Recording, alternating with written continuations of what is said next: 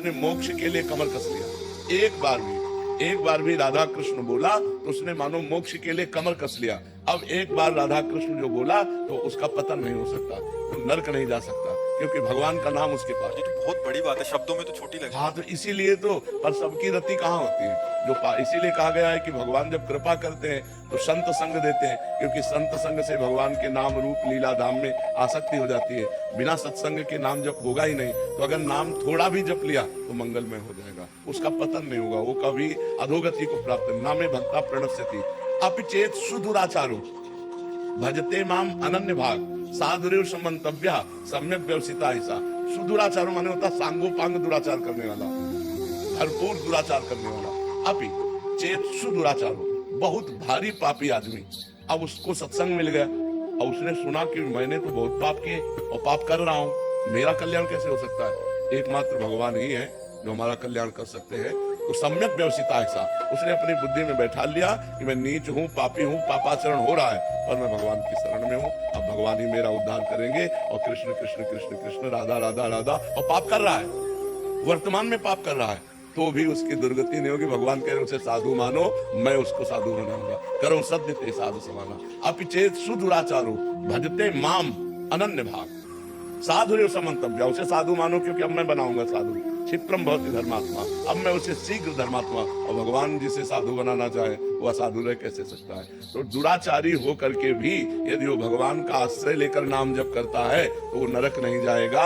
वो भगवान की प्राप्ति के मार्ग में जहां से गिरा है उन भोगों को स्वर्ग आदि लोकों में भोगेगा। जो बड़े बड़े पुण्यात्माओं के लिए दुर्लभ वस्तु है वो उस भजनानंदी को भोगने को मिलेगा, और फिर बड़े पवित्र कुलों में, राज वैभव कुलों में उसका जन्म होगा। कोई साधारण नहीं, क्योंकि नाम जप उसने किया है, इसलिए नाम जप अवश्य करना चाहिए। महाराज जी ये तो हो गया कि वो भजन कर रहा है, फिर वो अपने उससे जाएगा। महाराज जी एक शरणागति का मार्ग आप बिल्कुल साथ साथ में चलाते हैं, तो महाराज जी शरणागति का इसमें सिद्धांत क्या रहेगा? उसमें तो प्रभु खुद बचाते हैं, आप कहते हैं कि उसको, तो महाराज जी वो मार्ग क्या है? इसमें शरणागति में जब हम भगवान की शरण में होते हैं तो जहां हमें भ्रष्ट होना होता है वहां भगवान कहते करो सदा तिनके रखवारी जिमी बालक राखे मातारी। अगर अभिमान है भगवान की शरणागति होने के बाद भी तो गिरना पड़ेगा, नहीं तो भगवान बचा लेंगे। और भगवान का शरणागत अगर गिर भी जाता है तो इसी जन्म में उसको इतना कष्ट दिया जाएगा, उसके पाप का मार्जन हो जाएगा और अंत में भगवान उसकी स्मृति बनेंगे और उसको ये सब अगला जन्म नहीं होगा, स्वर्ग नहीं जाएगा, वो इसी जन्म में भगवान को प्राप्त। भगवान उसके अहंकार का भी नाश करने का विधान करते हैं। हाँ, करेंगे जरूर मतलब क्योंकि वो तो ऐसा ही है ना। हाँ, भगवान उसके अहंकार का विनाश करेंगे और उसको ये नहीं सोचना चाहिए कि भगवान ने हमारी रक्षा क्यों नहीं की,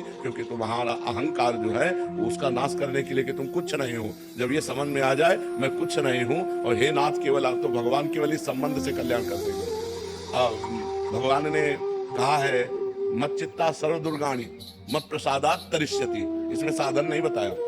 मत चित्ता सर्व दुर्गाणी मत प्रसादात तरिष्यति, जो मेरी शरण में आ गया तो मेरे प्रसाद माने कृपा से वो सब दोषों से मुक्त होकर मेरे को प्राप्त कर लेता है एक ही जन्म में। भगवान की शरण होकर भगवान का भजन कर रहा है, अगर कहीं गिरने के चांस आए तो भगवान उसकी रक्षा करते हैं। अगर रक्षा नहीं की तो तुम्हारे अहंकार का नाश होने के लिए वो भगवान लीला करेंगे, और ज्यादा दिन वो लीला टिकेगी नहीं मायामयी, वो तुरंत निकल करके फिर परमार्थ में चलेगा और भगवान को प्राप्त। क्षमा कीजिएगा महाराज जी, पर ये मार्ग और ज्यादा आसान है। हाँ, तभी तो शरणागति दुर्लभ वस्तु है। शरणागति हृदय से हो जाए तो निहाल हो जाए।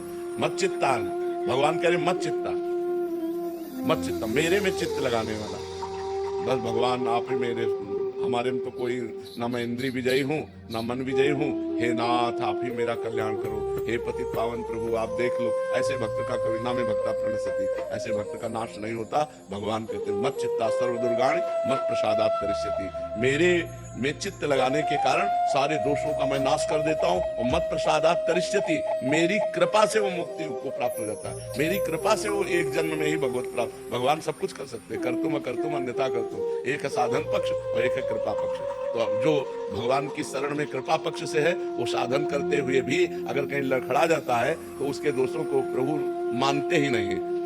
जन अवगुण प्रभु मान न काऊ, दीन बंधु अति मृदुर स्वभाव, उसके दोषों को मानते नहीं, दोष है उसका कल्याण कर देते। मत प्रसादात तरिष्यति, मेरी कृपा से वो पार। महाराज जी एक और समाधान से, महाराज जी साधन पक्ष भी देते हैं प्रभु और कृपा पक्ष भी देते हैं। महाराज जी कृपा पक्ष किनको देते हैं महाराज जी? जो सत्संग में, साधु महात्माओं के सत्संग में अपने को अनाधिकारी समझ पाए कि मैं तो नहीं मन को जीत पाऊंगा, इंद्रियों को भी नहीं जीत पाऊंगा, पर भगवान को तो प्राप्त ही करना है, तो हे भगवान मैं आपके शरण में, मैं जैसा भी हूँ, हे पतित पावन, हे भक्त जनरंजन, जैसा भी हूँ नाथ मैं आपका हूँ। अब आप देख लो, आपको जो कराना है हमसे करा लो, भजन कराना है भजन करा लो, जितेंद्रियता जैसे आप चाहो वैसे चला लो प्रभु, मेरे बस में नहीं। मैं तो सिर्फ आपकी, हे नाथ मैं आपकी शरण में हूँ। अंदर से जो बार बार भगवान की वो शरणागति, और जिसका अच्छा ऐसे से ऐसा ऐसे से ऐसा वो हर साधन को पकड़ता हुआ चल रहा है, वो भी भगवान का कृपा पात्र है, क्योंकि साधन पकड़ रहा है पर उसमें कुछ अहम है, उसमें अपनी बुद्धि का भरोसा है, और उसमें बुद्धि का, जैसे शरणागति के दो प्रकार बताए, एक बिल्ली के बच्चा की शरणागति और एक बंदरिया के बच्चा की शरणागति। बंदरिया के बच्चा की शरणागति विवेकवान, साधन संपन्न, उसको इशारा भगवान देंगे कि भ्रष्ट होने का अवसर आ रहा है। जैसे बंदरिया अपने बच्चे को इशारा देती जब छलांग लगाना होता है, ऐसे करेगी तो कस के पकड़ ले, और वो छलांग मारी, अगर कस के ना पकड़े गिरे तो गिर जाए। वो इशारा देगी कि मैं छलांग मार रही हूँ, जरा सा ऐसे बच्चे को संभालेगी, बच्चा समझ जाता है कि अभी छलांग लगाने वाली है और कस के पकड़ लेता है। ऐसे ही भगवान इशारा देंगे कि माया का आक्रमण होने वाला है, तुम्हारे सामने प्रश्न आने वाला है, तुम सावधान विवेकवान हो, इसलिए अपने आप को पकड़ करके बचाओ, साधन को पकड़ लो कस के। और लेकिन जो बिलैया के बच्चा की शरणागति है वो ऐसे तुम्हें ले जाना है जहाँ ले जाओ, हमें झटका वटका से कोई मतलब नहीं, इशारा दे उनमें चुप कर लेता है। अब वो बिलैया क्या करती है, अपने मुंह में दबा के ले जाती है। जिन दांतों से चूहों को मारती है उन्हीं दांत, वही मुंह में दांत है, लेकिन इतनी सेफ्टी से उस बच्चे को पकड़ती है, जहां उसको ले जाना होता है स्वयं ले जाती है। ऐसे ये अजात पक्षायु मातरम खगा, ये बहुत सुंदर मार्ग है। जैसे जिस पक्षी के बच्चे के अभी पंख नहीं निकले, घोंसले में बैठे केवल माँ की बाट जो होता रहता है, ऐसे जो केवल भगवान की कृपा की बाट जो होती है, भगवान का सुमिरन करता रहता है, ऐसे भक्त का निश्चित इसी जन्म में कल्याण हो जाता है। कावेरी जी, राधे राधे महाराज जी। महाराज जी, क्या अंदर की शांति संघर्ष से आती है या स्वीकार कर लेने से आ जाती है? अंदर की शांति ज्ञान से आती है, न संघर्ष से आती है न स्वीकृति से आती है, ज्ञान से आती है। क्योंकि अशांति का कारण अज्ञान है, अज्ञान के कारण ही हम परिस्थितियों में, विपत्तियों में, दुख में, भोगों में फंसे हुए हैं। भगवान ने कहा है, श्रद्धावान लभते ज्ञानम तत्परा सहितेन्द्रिया ज्ञानम लब्ध्वा पराम शांति, पराम शांति मचरेण आदि गच्छति। जब कोई श्रद्धा करके संत महात्माओं का संग करता है, शास्त्र का स्वाध्याय करता है, उसे ज्ञान होता है, क्या करना चाहिए क्या नहीं करना चाहिए, क्या करने से शांति मिलती है, क्या